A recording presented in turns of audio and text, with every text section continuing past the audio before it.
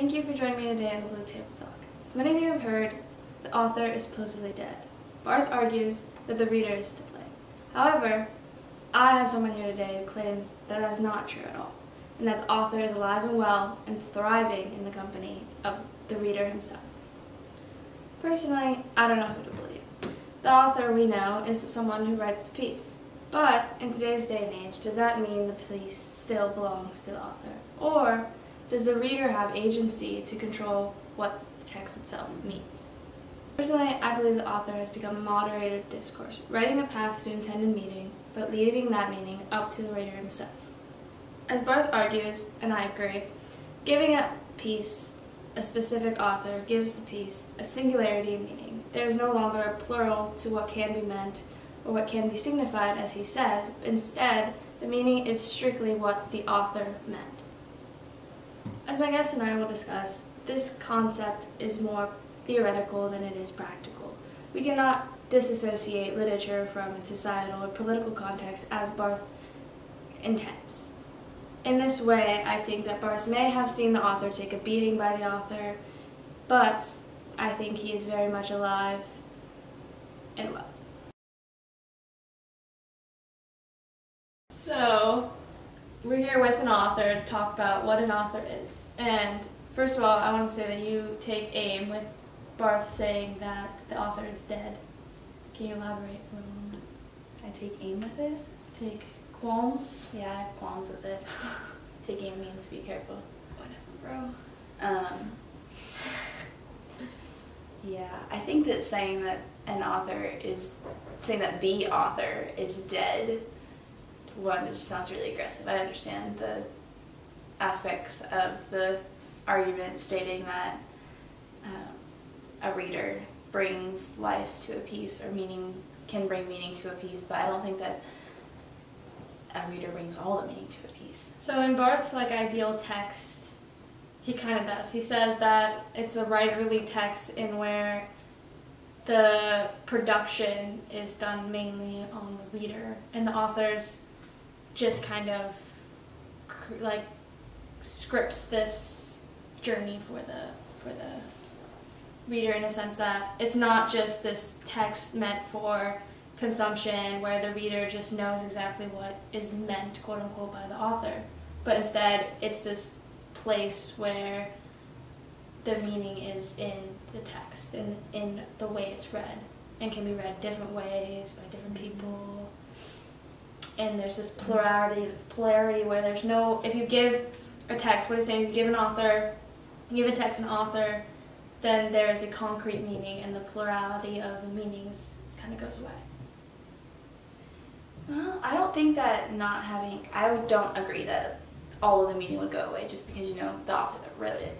And I don't agree that texts are kind of just script the journey for people without telling you whatever your finite destination is. I think there are a lot of books that do tell you where you should end up, like To Kill a Mockingbird. I think you know exactly where you should end up throughout the text, and that I don't personally think that there is anything.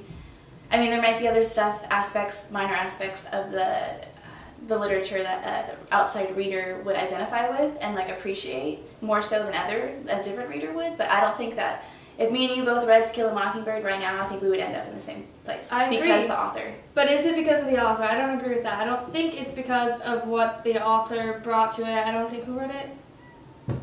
Famous.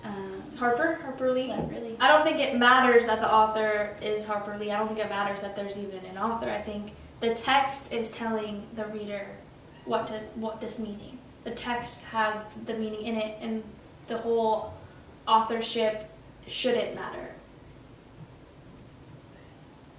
I think that it would be really hard to separate the author from what they produce.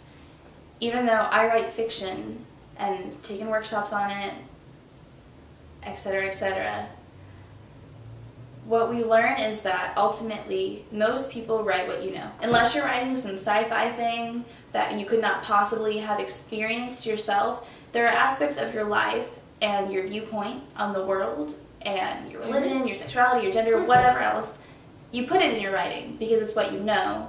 And even if the story that you're telling is what you wish would have happened in the world, but it isn't what happened, you're still taking from something from your life, and I think it's significant that it's your life that you're putting into it. But once you put that piece out into the world, is it still about you, or is it about the reader, the consumer is about?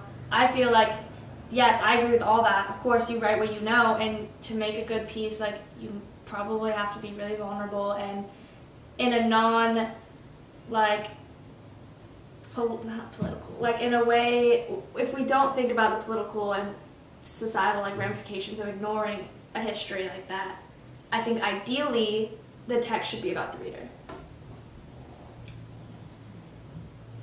Whether or not that can be actualized is another question. I think... But is literature made for the writer to tell his story or her story? Or is the literature because of the reader?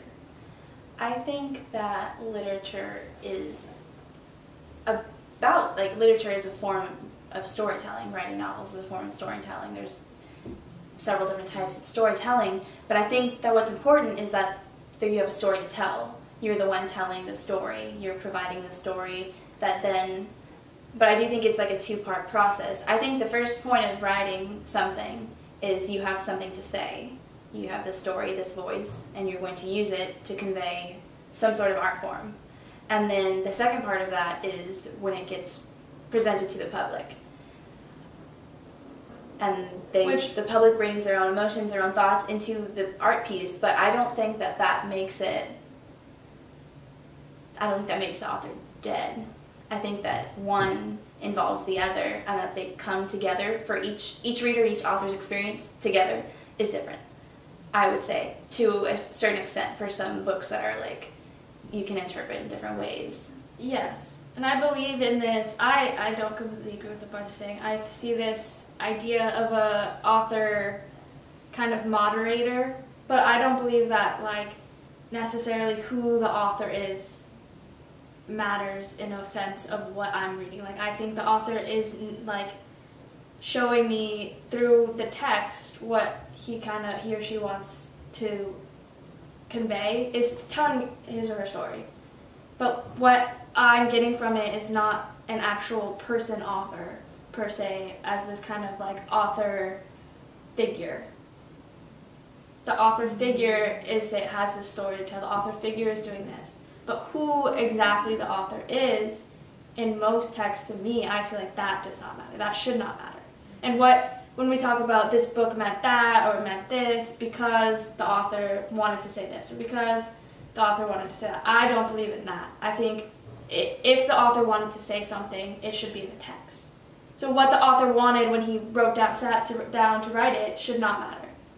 If it's not in the text and it's not what maybe he just didn't, it doesn't matter what he wanted, in the sense that he now, after writing it, or she, after writing it, says this is what I intended, or this is what I meant, or whatever. If it's not in the text, I don't believe that there's that authorship to it. I think the author is more of a figure in the text. I think that now the, like, meta-textual commentary of the author type of thing is, I don't know, for lack of a better word, a problem.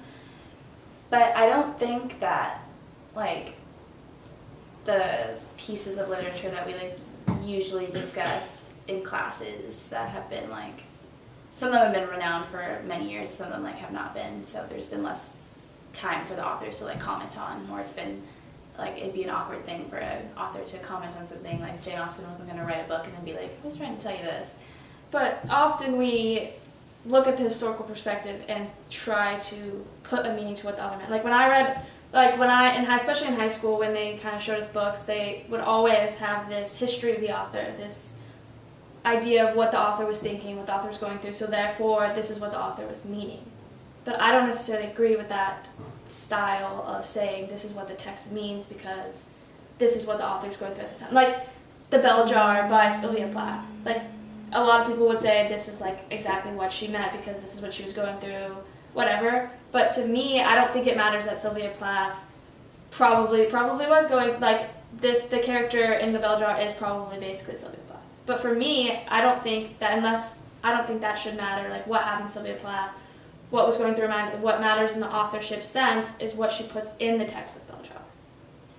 But I think she does put herself in the literature. Another example of something similar is Virginia Woolf when she wrote Miss Dalloway. But I think that part in it is all that's in it. I don't think we should say this is in it because Sylvia Plath did this and this. It's this authorship, but she ingrained it. She ingrained herself in it, I agree.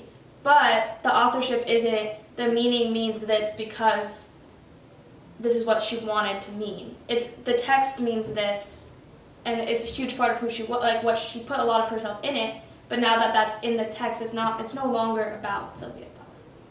If that makes sense. It makes sense, but I think it's very common for an author to write something and then have themselves be in it as there's a standing character for them, and they don't deny that it's them. And I think that they didn't want to use their real name in the text oftentimes because maybe they do have small deviations. Maybe they don't want other people in the text to be related to their family members who might be upset by what they're writing, so they use a character to transcribe their thoughts through. And I think that for points like that, the author and the main character are the same, and whatever the author went through, you cannot separate from what the character went through, because she's just using this storytelling format as a vehicle to express her life, even though she's claiming it's mostly fiction. And there might be aspects of fiction in it, but not necessarily. So for some aspects, I don't think that you can say that the author's not important, because sometimes that is very much the author's story, and you can't not interpret things like that. Yes. Same thing for if something is written in around a political time, you can't.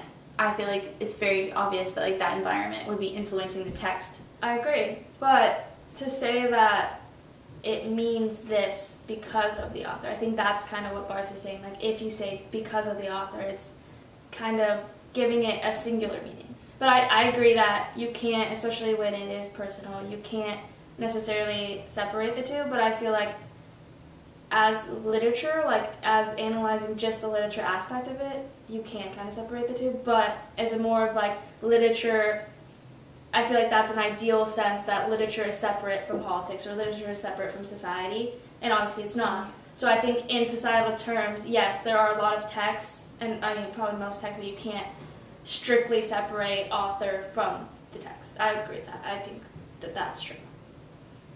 But when analyzing text, I think that it is helpful in a lot of aspects to separate this overarching what the author meant from the text from the text's actual meaning. Yeah, I don't think that we can really. I mean, in English classes, they would tell you not to. You can't say that the author meant this without saying you have to say it is shown in this text that it is this. I do the text. But often we come the primary back, resource, and the author is the secondary secondary resource. That the author meant something. I feel like a lot of people view it that way. A lot of people, especially less in just the literature world, view oh, but the author meant this. And I think getting away from that idea is critical for actually analyzing literature and the plurality of what it can mean. Yeah, I think that. I'm not saying that people should never try and read something. I think that the point of writing analytical pieces or returning to old literature with new ideas is the fact that you can read it through different lenses. And I think that if you were to read it through the lens of this is what the author was going through, it could be, your reading of it would be different than if you were to just focus on the political environment, or if you were to just focus on the text itself and whatever metaphors are being used within it, or the diction and things like that. I think that it could give you different readings, but I don't think that when the author is crafting this, that they're not already thinking about that. I think that it's the breadcrumbs that they leave you in the text are intentional. I think every word that an author puts in there is intentional, and that it still matters because they've thought it through and that they're the ones that wrote it. It's leading. Yes, and I believe that the author figure is leading, but again, I don't believe that necessarily who the author is in particular. It gets into the fact where it's who are we giving credit to the work, which obviously is a little different, is different than what I'm saying. yes, a piece, like a really good book, you are going to give authorship to the author because they wrote it. But at the same time, like, the meaning, who owns the meaning is no, like, once you put it out into the world, is no longer necessarily that author. I mean, once it's out into the world, I do believe that you can't control the meaning anymore, to a certain extent. I think that you've probably done your best as the storyteller to lead people where you want them to be led to. But whatever, you can lead a horse to water, but you can't make it drink. Like, they might not feel the same way about what you're saying, and they'll have their own ideas that could be very much opposed to what you were trying to convey in your writing, and that relationship between the reader and the text could be different. It probably will be different than the authors and the text. Mm-hmm. Okay, so we have some questions. Actually, we have questions this time. So Foucault wrote an essay about what an author is, and he talks about how it depends on the mode of discourse, how an author can, someone who writes a letter isn't necessarily an author, but if Shakespeare wrote a letter, would he be an author? So I think the concept of, he talks about the concept of these celebrity authors in a sense that he kind of talks more classical, but in today's age, there is a huge market for literature. In the sense that there's J.K. Rowling, there's Stephen King, and the fact that J.K. Rowling wrote a book, the exact same book would be read differently, potentially, had it not had her name on it. And I disagree with that new culture of reading. The new culture of reading is saying the that. new culture and saying that the author, the book is read differently depending on who this celebrity author is.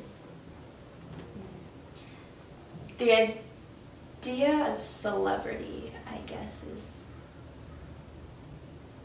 I think that would obviously like influence. I think readers would care more about a book depending on where it came from, and that could.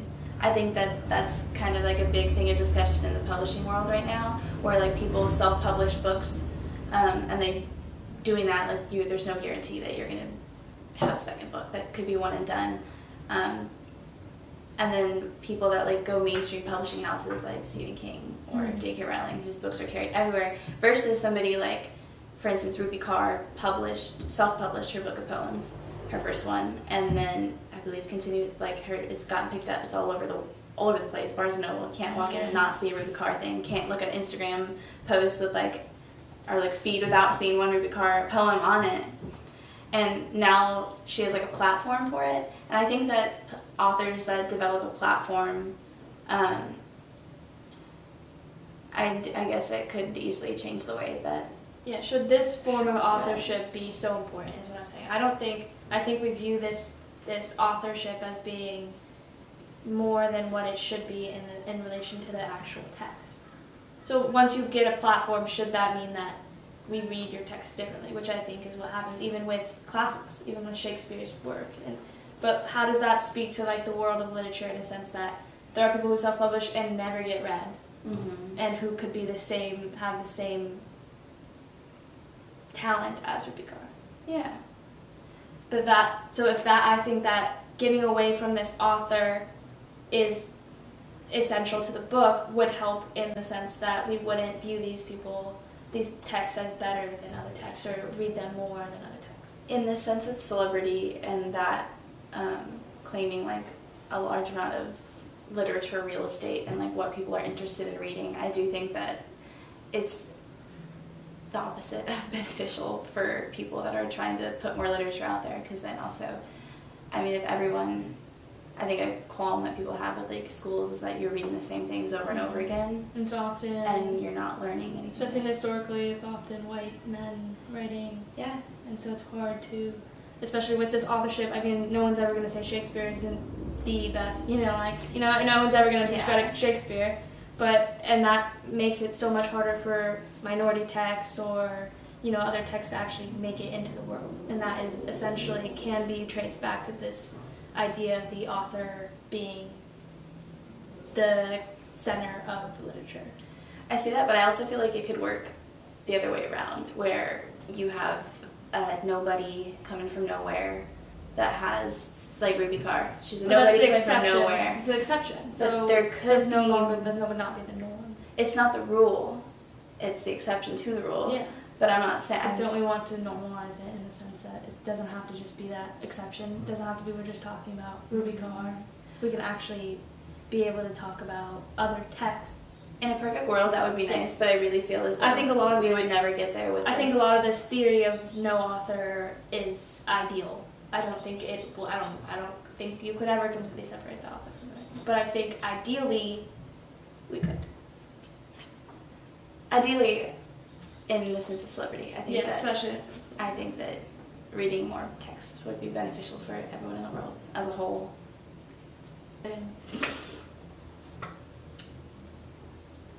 So, Christian, philosopher, theorist, sort of, kind of critiques this new criticism of authors are dead, and that texts are their texts are mere vessels through which authors' narratives ooze, and she critiques this idea of being obsessed with the nature of reading.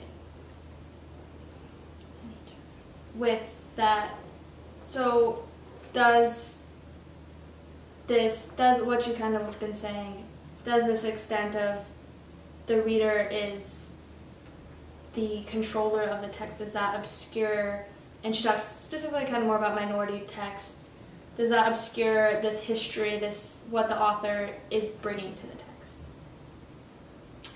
Or can they be one and the same? Can you acknowledge a history of the author without acknowledging the author himself?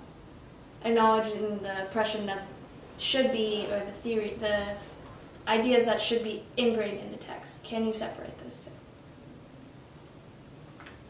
I don't really know how you could separate a person from their culture or their past. I think that everything that they went through as a person made them into the author they were today, and probably was like a big reason of why they became storytellers in the first place. And I think that they're using their storytelling desire to convey certain things. And as you were saying earlier, Christian, in part of this essay, also says that writing for her has saved her life, and she says that quite literally. I think a lot of people and I think say that. I do agree that in this ideal, kind of more of a critical theory type of view of literature, Barth ignores all of that, ignores the process of writing, and it's more of a theory for the idea that of how to read literature, ignoring the actual facts of what it means to write and whatnot. Let me see. I have a quote by Ray Bradbury about why we write, and it says, "And what you ask does writing teach us? First and foremost, it reminds us that we are alive and that it is a gift and a privilege, not a right." So saying when an author is writing because they're using this as a form to save their life, as a form, it's a form of expression, but I mean, I think all forms of art are like deliberate in their choices. And as I don't make other forms of art and I identify as a writer, I feel particularly inclined to agree with her statement. And because how closely, like, I would say that a text, an author's book is their child. And not to get all sciencey and genetic-y, but that means it's like part of them 50%. So I would say that that's a good metaphor. Although I believe that in reading a text, the separation of authorship should be considered. I think that completely saying the author is dead and completely separating work from who the author is takes a lot of agency away from not only the text in the sense of what it can do, what it means to the writer, what it means to just have written it, in a sense. That it's not, as a theory, it makes sense, but as in practicality, in the way that literature is ingrained in society, it's not ideal to separate the two. But when reading, I wouldn't give the author the singular meaning of the text. I wouldn't say the author meant this or this was meant. I think in reading, particularly individual texts, a disassociation a little bit between this figure is fair. Yeah.